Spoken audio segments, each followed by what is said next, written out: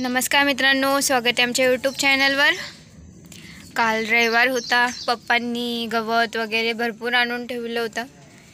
काल व्हिडिओ नाही टाकली, जरा आम्ही इथं आता आमच्या इथं पावसाळ्याचे मान्सून सेल लागतात, थोडं शॉपिंग कपडे वगैरे घेतली। आणि तुम्ही एक कमेंट केली होती का ताई तुला खरंच तुझ्या आईवडिलांच्या परिस्थितीची सगळ्याची जाणीव आहे, पण आता मी तो विषय पूर्णपणे संपवते एका कमेंटनी का जैसे ज्याचे कर्म तैसे फळ देतो रे ईश्वर। तर अपेक्षा करते का जे जसं वागतंय त्याला तशाच प्रकारे त्या वागणुकीचं फळ मिळावं अशी देवाकडनं आता एवढीच अपेक्षा करते आणि सगळा विषय संपवते। आज आम्ही आमच्या शेळ्यांच्या ना खूपच गोचड्या दिसायला लागल्यात। हे बघा, हे औषध आहे, तर मम्मी सोडतीये। त्यांच्या ना कानांवर तोंडाच्या इथं, आम्ही तोंडाच्या इथं औषध नाही सोडत, ते डॉक्टरने सांगितले का जर त्यांच्या तोंडात वगैरे गेलं तर म्हणजे चांगलं नाही त्यांच्यासाठी। पण त्यांच्या कानावर आणि तोंडावरच जास्त प्रमाणात गोचड्या दिसायला लागल्यात, कारण तिथंच औषध सोडत नाही ना त्याच्यामुळं। तर म्हणलं मम्मीला आता तू कानावर तोंडावर सोड, नाही चाटणार ते, तर तेच ती सोडतीये।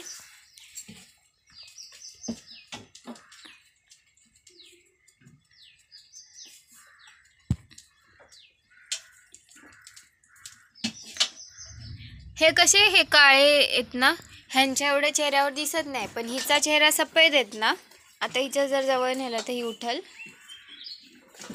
हिच्या पूर्ण चेहऱ्यावर बघा दिसते तशा। ती नाही बघून द्यायची, हात लावल्यावर मारती, म्हणजे अशी पळण पुढं पुढं।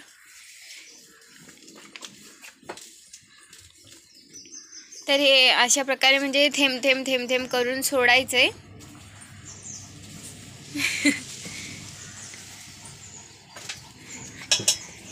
त्या उठून नाचायला लागल्या का सोडता येत नाही ना, त्याच्यामुळे असं अलगद अलगद जाते ती।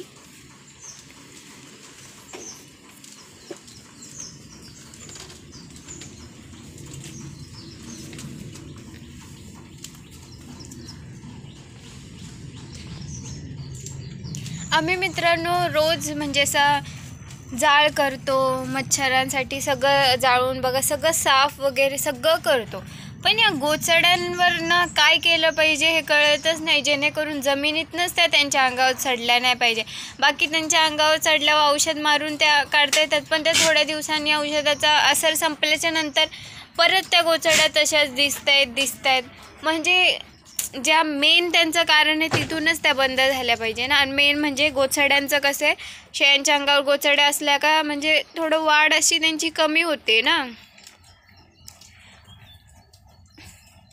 म्हणजे जे ते खातात ते त्यांचं रक्त गोचड्या पिल्यावर त्या अशा कुपोषित सारख्या नाही होणार का त्याच्यामुळं। आणि ते कसं किळस वाटते मला आता ते बघून, गोचड्या त्यांच्या एवढ्या त्यांच्या अंगावर असतात, म्हणून मम्मीला मी सारखी बोलत असते आठवड्याला साफ कर, म्हणजे आठवड्याला त्यांच्या अंगावर हे औषध सोड, पण ते कसं आहे जास्त प्रमाणात पण नाही झालं पाहिजे, त्याच्यामुळं मम्मी सारखी नाही सोडत, पण त्याचा फायदा त्या गोचड्या उचलत आहेत।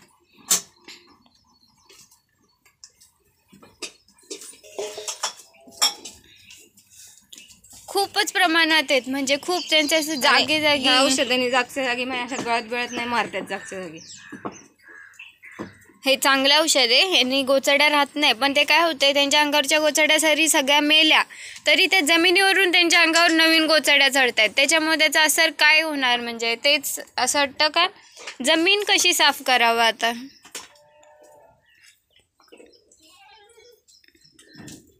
हे बघा आमच्या धर ना जरा तिला, तिचा कान बघ पूर्ण भरलेले आहेत, पूर्ण तिचा कान भरलेला आहे, असं एकदम जवळ जवळ जवळ पुरा कानावर आहेत।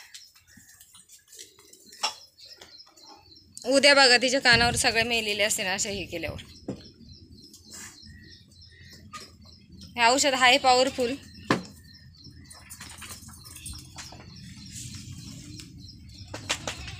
मित्रांनो, असं जमिनीपासूनच त्यांच्या अंगावर नाही गेलं पाहिजे, ह्याच्यासाठी काहीतरी उपाय सांगा तुम्ही।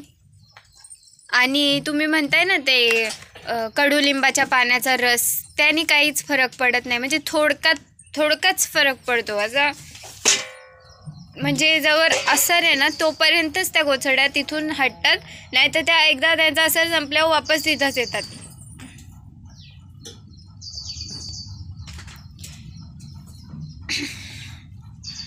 काही चांगला असा उपाय सांगा जेणेकरून जमिनीतनंच त्यांच्या अंगावर नाही चढल्या पाहिजेत.